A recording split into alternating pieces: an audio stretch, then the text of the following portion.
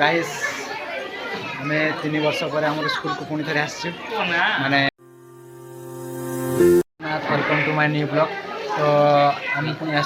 School को जो आम 9-10 पढ़ी तो ये आमर थिला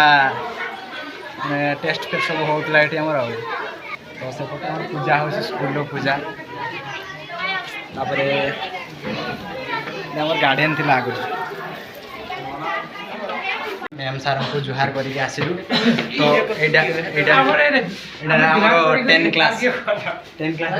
पढ़ु तो बर्तमान गेट बंद अच्छे ये बहुत किसी मजा होता। तो ये रामेश्वर जगह था ये देखा गलीटा ये भितर आम पढ़ुलु आज्ञा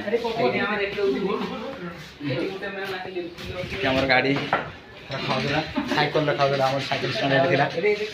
बहुत बदली चेंज हो स्कूल आमर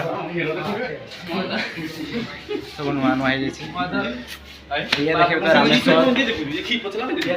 मनोज राजू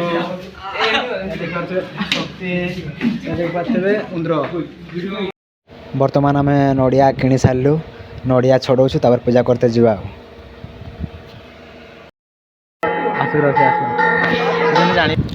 तो देखा तो आमर सार और मैम आसुँच तो आमर इे सब बस से नना मंत्र पढ़ुंट